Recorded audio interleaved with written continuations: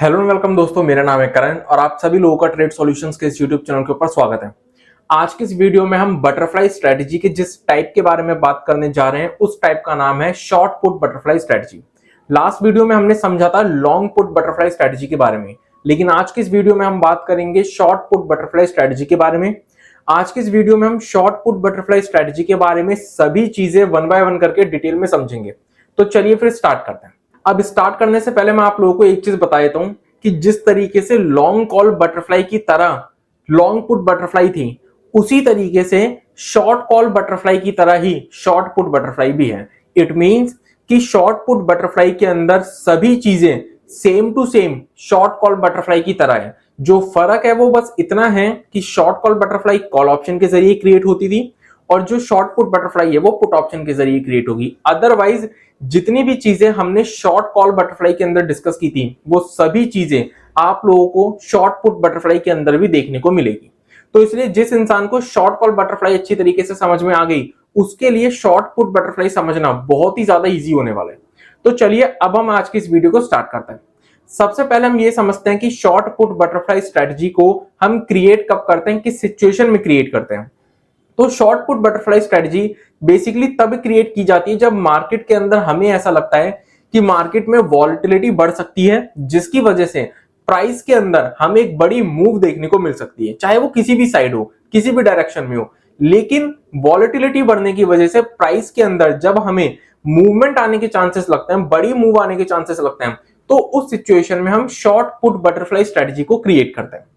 अगर मैं बात करूं इस स्ट्रेटजी के बेनिफिट्स और ड्रॉबैक्स की, तो सबसे पहले अगर मैं बेनिफिट्स की बात करूं तो जो शॉर्ट पुट बटरफ्लाई स्ट्रेटजी है वो एक क्रेडिट स्प्रेड है। इट मींस कि जब हम इस स्ट्रेटजी को क्रिएट करते हैं तो हमें प्रीमियम पे करने की जरूरत नहीं पड़ती, हमें प्रीमियम रिसीव होती है क्योंकि ये क्रेडिट स्प्रेड है। दूसरा जो बेनिफिट है वो ये है कि इसके अंदर जो लॉस होता है वो लिमिटेड होता है। और जो तीसरा बेनिफिट है वो ये है कि इसके अंदर जो हमें प्रॉफिट होता है वो वॉलेटिलिटी के बढ़ने की वजह से प्रॉफिट होता है। अगर मैं ड्रॉबैक्स की बात करूं तो जो पहला ड्रॉबैक है वो ये है कि इसके अंदर जो प्रॉफिट पोटेंशियल होता है वो लिमिटेड होता है। इट मींस कि यहाँ पे प्रॉफिट जो होता है वो लिमिटेड होता है। दूसरा ड्रॉबैक इसके अंदर ये है कि इसमें जो रिस्क रिवॉर्ड रेशियो होता है वो अनअट्रैक्टिव होता है, अनफेवरेबल होता है, जो कि हम पहले भी डिस्कस कर चुके हैं कि जितनी भी क्रेडिट स्प्रेड्स होती है उनके अंदर जो रिस्क रिवॉर्ड रेशियो होता है वो फेवरेबल नहीं होता। हमें लॉस जो होता है वो प्रॉफिट से ज्यादा ही देखने को मिलता है, जो कि हमें इस स्ट्रेटजी के अंदर भी देखने को मिल रहा है। और जो तीसरा इसके अंदर ड्रॉबैक है वो ये है कि क्योंकि इसके अंदर जो हमें प्रॉफिट होता है वो वॉलेटिलिटी के बढ़ने की वजह से होता है, तो अगर वॉलेटिलिटी नहीं आई और टाइम डिके होता गया यानी कि टाइम बीतता गया तो फिर हमें इसके अंदर लॉस देखने को मिल सकता है इस स्ट्रेटजी में। तो बेसिकली ये हमारे बेनिफिट्स और ड्रॉबैक्स थे इस स्ट्रेटजी के। अब हम ये देखते हैं कि इस स्ट्रेटजी को हम कैसे क्रिएट कर सकते हैं और इसको क्रिएट करते वक्त हमें किन किन बातों का ध्यान रखना है। तो देखो, इस स्ट्रेटजी को क्रिएट करने के लिए हमें करना क्या होगा, हमें एट द मनी की जो पुट ऑप्शन है उसके 2 लॉट बाय करने पड़ेंगे और इन द मनी और आउट द मनी की पुट ऑप्शन का एक एक लॉट हमें सेल करना पड़ेगा। जब हम ये 4 ट्रेड्स ले लेंगे तो हम यहाँ पे शॉर्ट पुट बटरफ्लाई स्ट्रेटजी हमारी क्रिएट हो जाएगी। अब किन बातों का ध्यान रखना है इस स्ट्रेटजी को क्रिएट करते वक्त, तो सबसे पहली बात तो ये है कि हमें इस स्ट्रेटजी को उसी अंडरलाइंग एसेट के अंदर क्रिएट करना है जिसमें कि या तो वॉलेटिलिटी ना हो या फिर वॉलेटिलिटी अगर है तो उसके कंटिन्यू रहने के चांसेस हो। क्योंकि यहाँ पे हमें इस स्ट्रेटजी में प्रॉफिट तब होगा जब हम इसको ऐसी अंडरलाइंग एसेट के अंदर क्रिएट करेंगे जिसमें पहले वॉलेटिलिटी नहीं थी लेकिन अब वॉलेटिलिटी बढ़ने के चांसेस हैं, और अगर वॉलेटिलिटी पहले से बढ़ी हुई है तो उसके कंटिन्यू होने के चांसेस हो, तभी हमें इस स्ट्रेटजी के अंदर प्रॉफिट होगा। दूसरी बात जो हमें इसके अंदर ध्यान रखनी है इस स्ट्रेटजी को क्रिएट करते वक्त वो ये है कि इस स्ट्रेटजी को हमें उसी अंडरलाइंग एसेट के अंदर क्रिएट करना है जिसमें कि इनफ लिक्विडिटी हो। क्योंकि ऐसा नहीं होना चाहिए कि हम इस स्ट्रेटजी को बिल्ड करते वक्त या फिर इस स्ट्रेटजी से एग्जिट करते वक्त ऑर्डर प्लेस कर रहे हैं लेकिन हमारे ऑर्डर प्लेस नहीं हो रहे क्योंकि सामने कोई बायर या सेलर अवेलेबल नहीं है। तो इसलिए हमें ऐसी अंडरलाइंग एसेट के अंदर इस स्ट्रेटजी को क्रिएट करना है जिसमें कि इनफ लिक्विडिटी हो। तीसरा जो इंपॉर्टेंट पॉइंट हमें ध्यान रखना है इस स्ट्रेटजी को बिल्ड करते वक्त वो ये है कि जो आउट द मनी और जो इन द मनी का डिफरेंस है एट द मनी से वो बराबर होना चाहिए, अलग अलग नहीं होना चाहिए। ऐसा नहीं होना चाहिए कि इन द मनी आपने 200 पॉइंट के डिफरेंस पे सेल करी और आउट द मनी 300 पॉइंट के डिफरेंस पे सेल करी। अगर इन द मनी 200 पॉइंट के डिफरेंस पे सेल है तो आउट द मनी भी 200 पॉइंट के डिफरेंस पे ही सेल होनी चाहिए।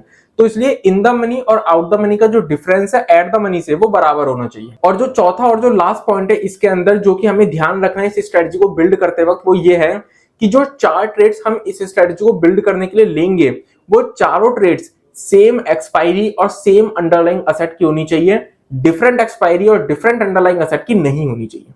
तो बेसिकली ये 4 पॉइंट्स थे जिनका आपको ध्यान रखना है इस स्ट्रेटजी को बिल्ड करते वक्त। अब हम ये देखते हैं कि इस स्ट्रेटजी को हम प्रैक्टिकली कैसे बिल्ड कर सकते हैं, break even level, max loss, max profit, ये कैसे फाइंड आउट कर सकते हैं। तो बैंक निफ्टी के एग्जांपल के जरिए हम समझते हैं कि इस स्ट्रेटजी को हम कैसे बिल्ड कर सकते हैं प्रैक्टिकली। तो मान के चलते हैं कि बैंक निफ्टी फिलहाल जो ट्रेड कर रहे हैं वो हमारा ट्रेड कर रहा है 53,800 के लेवल पे। इट मींस कि ये हो गया हमारा एट द मनी का लेवल। अब हमें इस स्ट्रेटजी को बिल्ड करने के लिए करना क्या है, एट द मनी की पुट ऑप्शन के 2 लॉट बाय करने हैं और इन द मनी और आउट द मनी की पुट ऑप्शन का 1 लॉट सेल करना है। तो 53,800 क्योंकि एट द मनी है तो हमने क्या करा, 53,800 की पुट ऑप्शन के 2 लॉट बाय कर दिए और ये मान के चलते कि ये हमने बाय कर लिए 100 रुपए के प्रीमियम में। और क्योंकि 2 लॉट हमें बाय करना है तो मल्टीप्लाइड बाय 2, तो इट मींस कि हमने 200 रुपए में 2 लॉट बाय कर लिए 53,800 की एट द मनी की पुट ऑप्शन के। अब 54,000 की यानी कि 200 पॉइंट इन द मनी की जो पुट ऑप्शन है उसका हमें क्या करना है, 1 लॉट सेल करना है। ये मान के चलते कि ये हमने सेल कर दिया 200 रुपए की प्रीमियम में। और क्योंकि हमने 200 पॉइंट इन द मनी की पुट ऑप्शन सेल करी है तो फिर हमें आउट द मनी की पुट ऑप्शन भी 200 पॉइंट के डिफरेंस पे सेल करनी पड़ेगी। इट मींस कि हम 53,600 की जो कि 200 पॉइंट के डिफरेंस पे है उसकी 1 लॉट पुट ऑप्शन का हम क्या कर देंगे, सेल कर देंगे। और ये मानते हैं कि ये हमने सेल कर दिया 50 रुपए के लेवल पे। तो हमने क्या करा, 200 रुपए में 2 लॉट एट द मनी की पुट ऑप्शन के बाय कर लिए, 200 रुपए में 1 लॉट इन द मनी की पुट ऑप्शन का सेल कर दिया और 50 रुपए में 1 लॉट आउट द मनी की पुट ऑप्शन का सेल कर दिया। और इन द मनी और आउट द मनी दोनों ही स्ट्राइक प्राइस का जो डिफरेंस है एट द मनी से वो इक्वल है 200 पॉइंट के डिफरेंस पे। अब अगर हम बात करें कि हमें नेट कितनी प्रीमियम रिसीव हुई है इस स्ट्रेटजी को बिल्ड करने के लिए, क्योंकि ये क्रेडिट स्प्रेड है तो प्रीमियम रिसीव होगी, तो नेट कितनी प्रीमियम रिसीव हुई है इस स्ट्रेटजी को बिल्ड करने के लिए, तो 200 रुपए की प्रीमियम हमने पे करी, यानी कि ये हो गई हमारी कॉस्ट। और 200 रुपए और 50 रुपए ये हमने 2 प्रीमियम सेल करी है। दोनों को अगर हम टोटल करें तो ये होगा 250। इट मींस कि 250 रुपए की प्रीमियम हमें रिसीव हुई है, तो ये हो गई हमारे लिए इनकम। अब जब हम अपने 250 रुपए की इनकम में से 200 रुपए की कॉस्ट माइनस करेंगे तो हमारे सामने जो डिफरेंस निकल कर आएगा वो निकल कर आएगा 50 रुपए का। इट मींस कि 50 रुपए की नेट प्रीमियम हमें रिसीव हुई है इस पूरी स्ट्रेटजी को बिल्ड करने में। अब अगर हम बात करें मैक्स प्रॉफिट की कि मैक्स प्रॉफिट हम कैसे कैलकुलेट कर सकते हैं, तो सिंपल, जितनी हमें ये नेट प्रीमियम रिसीव्ड हुई है ये ही हमारा मैक्स प्रॉफिट है इस पूरी स्ट्रेटजी का।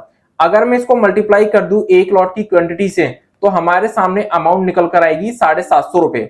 इट मींस कि 750 रुपए का मैक्स प्रॉफिट हमें इस पूरी स्ट्रेटजी के अंदर हो सकता है, इससे ज्यादा का प्रॉफिट नहीं हो सकता। अब अगर हम बात करें मैक्स लॉस की तो मैक्स लॉस निकालना भी इसके अंदर बहुत सिंपल है।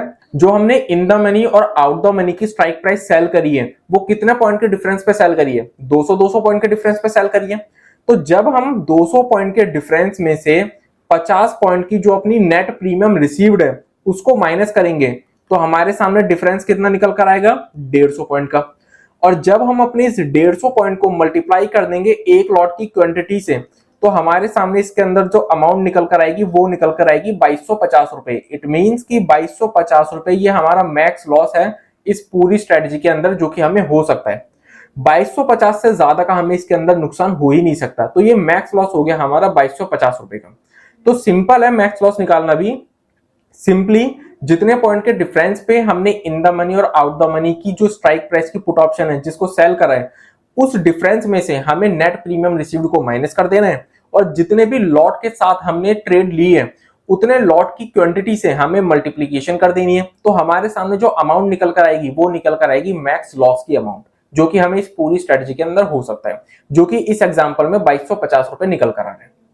अब अगर हम बात करें कि ब्रेक इवन लेवल कैसे हम इसके अंदर निकाल सकते हैं, तो इसके अंदर भी हमारे 2 ब्रेक इवन लेवल निकलेंगे, एक अपसाइड में और एक डाउन साइड में। जो कि सिंपल है निकालना। वो कैसे?